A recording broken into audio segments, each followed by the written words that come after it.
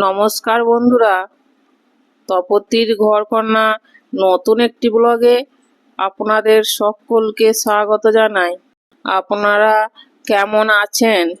আশা করছি ভালোই আছেন। আমিও ভালো আছি। বন্ধুরা, আজকে আমি রেস্টুরেন্টের স্টাইলের কিন্তু খুব সহজেই কিভাবে বাড়িতে এগ চাউমিন বানানো যায় তারই রেসিপি আপনাদের সঙ্গে শেয়ার করতে চলেছি। তাহলে বন্ধুরা, আপনারা কিন্তু এই রেসিপিটা প্রথম থেকে শেষ পর্যন্ত দেখতে থাকুন।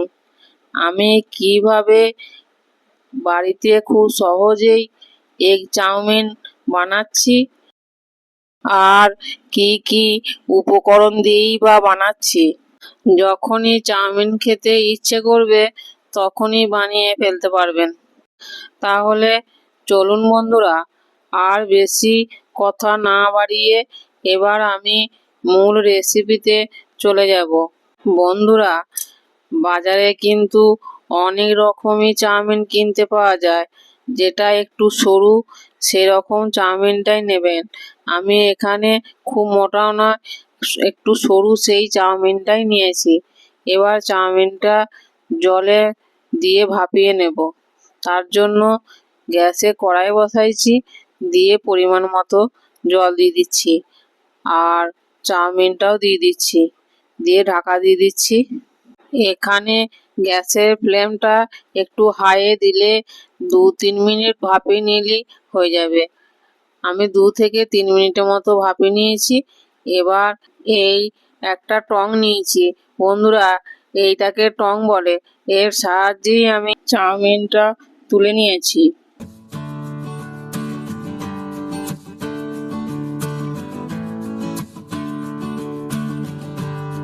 জলটা ঝরিয়ে নিয়েছি। এবার একটা বড় পাত্রে ভাপানো চাউমিনটা ঢেলে রাখছি, দিয়ে বড় থালাতে একটু মেলিয়ে দিচ্ছি। চাউমিনটা ততক্ষণ ঠান্ডা হোক, এদিকে আমি সবজিগুলি কেটে নেব। আমি 1 প্যাকেট চাউমিন নিয়েছি, তার জন্য এইটুকুই বাঁধাকপি দেবো, বেশি বাঁধাকপি দেবো না, এটাতেই হয়ে যাবে। এবার আমি বাঁধাকপিটাকে কুচি কুচি করে কেটে নিচ্ছি।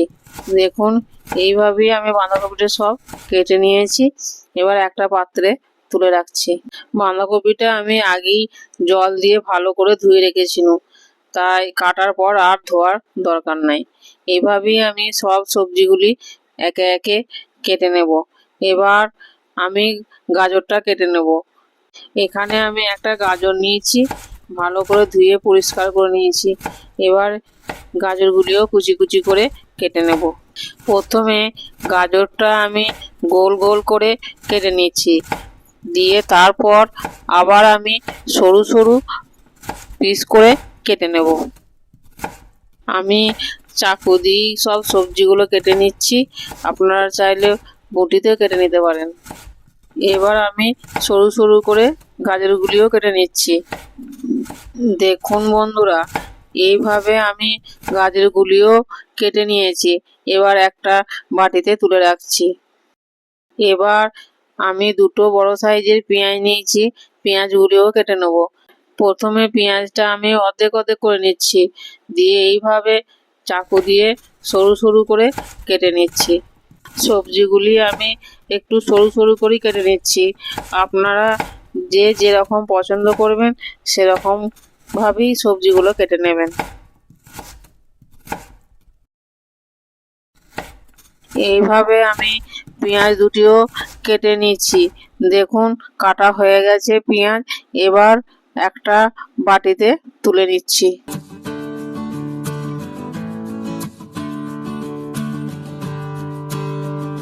এবার আমি 3টি কাঁচা লঙ্কা নিয়েছি, এই কাঁচা লঙ্কাগুলিও কুচি কুচি করে কেটে নিচ্ছি। কাঁচা লঙ্কা আপনারা আরও বেশি দিতে পারেন, যে যেরকম ঝাল খাবে সেরকম দেবেন। দেখুন বন্ধুরা, কাঁচা লঙ্কাগুলিও আমার কাটা হয়ে গেছে। এবার একটা পাত্রে তুলে নিচ্ছি। এবার আমি কিছুটা ধনেপাতা নিয়েছি, ধনেপাতাটাও আমি ধুয়ে পরিষ্কার করে নিয়েছি।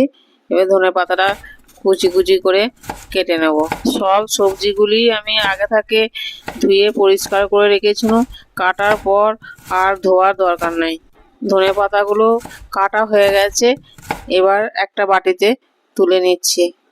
আমার কাছে যা সবজি ছিল তাই দিয়েছি, আপনারা চাইলে আরও ক্যাপসিকাম, বিন সব দিতে পারেন।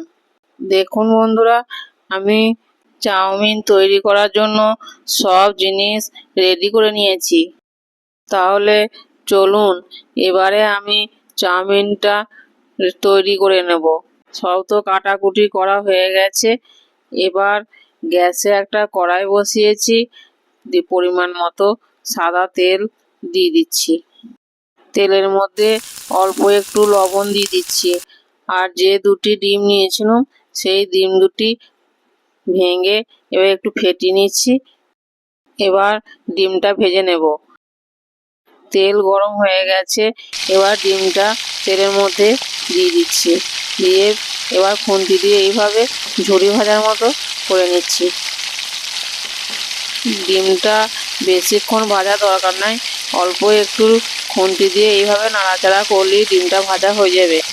দেখুন ডিম ভাজা হয়ে গেছে, এবার আমি একটা পাত্রে তুলে নেব।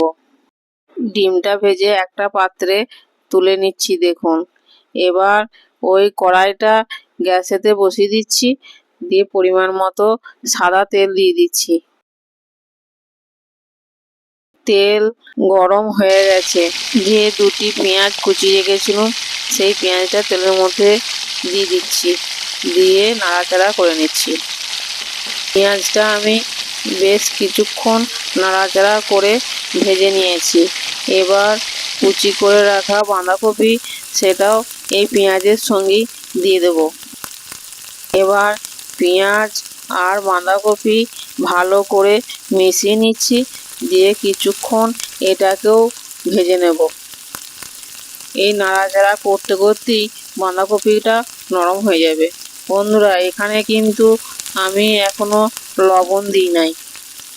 এবার কেটে রাখা গাজর সেটাও দিয়ে দিচ্ছি, দিয়ে বাঁধাকপির সঙ্গে আর পেঁয়াজের সঙ্গে ভালো করে নাড়াচাড়া করে কিছুক্ষণ ঢাকা দিয়ে এটা রান্না করে নেব। ওই মিনিট দুয়ের মতো ঢাকা দিয়ে রেখেছিল। এবার ওর মধ্যেই কাঁচা লঙ্কা সেটাও দিয়ে দিচ্ছি, দিয়ে আবার নাড়াচাড়া করে সব একসঙ্গে মিশিয়ে নিচ্ছি।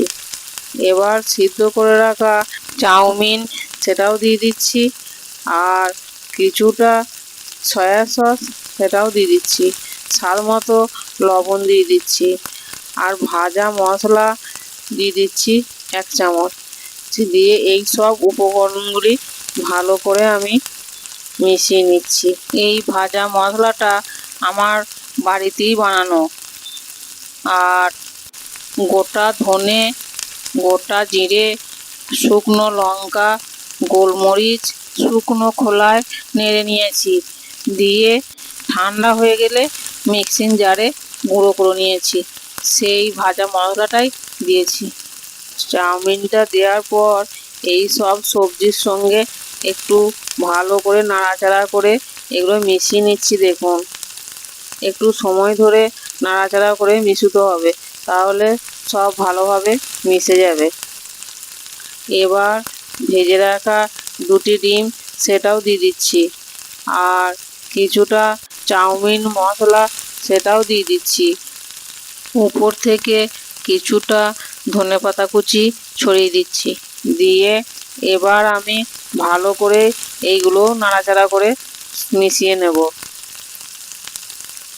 একটা খুন্তি দিয়ে মাখানো অসুবিধা হচ্ছিল, তাই আমি আর একটা খুন্তি নিয়ে এইভাবে মিশিয়ে নিচ্ছি। দেখুন এইভাবে মিশলে ভালোভাবেই মিশে যাচ্ছে। চাউমিনটা একদম ঝরঝরে হয়েছে, ঠিক দোকানের মতো। এবার একটা ট্রেতে আমি সাজিয়ে পরিবেশন করছি, উপর থেকে টমেটোর সস দিয়েছি। দেখুন বন্ধুরা কত সুন্দর হয়েছে। বাড়িতেই যদি এইভাবে চাউমিন বানিয়ে খাওয়া যায় তাহলে তো আর দোকান থেকে কিনে খাওয়ার দরকার নাই। আর বাড়িতে বানিয়ে যদি খাওয়া যায় আর সকলকে খাওয়ানো যায় তার মজাই আলাদা। বিকেলের দিকে মুখরোচক কিছু খেতে মন চাইলে এই চাউমিন বানিয়ে খাওয়াই যায়। আর বাচ্চাদিকে স্কুলের টিফিনেও এটা দেওয়া যায়। তাহলে বন্ধুরা, আমার এই চাউমিনের রেসিপিটা প্রথম থেকে শেষ পর্যন্ত দেখলেন তো? তাহলে বাড়িতেই এবারে বানিয়ে ফেলুন। আর খেয়ে কেমন লাগলো অবশ্যই আমাকে কমেন্টে জানাবেন। আর যদি কোনো নতুন বন্ধু হয়ে থাকেন তাহলে চ্যানেলটি সাবস্ক্রাইব করার অনুরোধ রইল। আর আমার এই ভিডিওটি যদি ভালো লাগে তাহলে অবশ্যই লাইক, কমেন্ট, শেয়ার, সাবস্ক্রাইব করবেন। পাশে থাকা বেল বাটনটি প্রেস করে দেবেন যাতে নতুন নতুন ভিডিও দিলে আপনারা সবার আগে দেখতে পেয়ে যান। আর ফেসবুক থেকে দেখলে ফেসবুক পেজটি ফলো করবেন। আজ এই পর্যন্তই। আবার দেখা হবে অন্য কোনো ব্লগে অন্য কোনো রেসিপি নিয়ে। ততক্ষণ সকলেই ভালো থাকবেন, সুস্থ থাকবেন, সাবধানে থাকবেন। ধন্যবাদ সকলকে ভিডিওটি শেষ পর্যন্ত দেখার জন্য।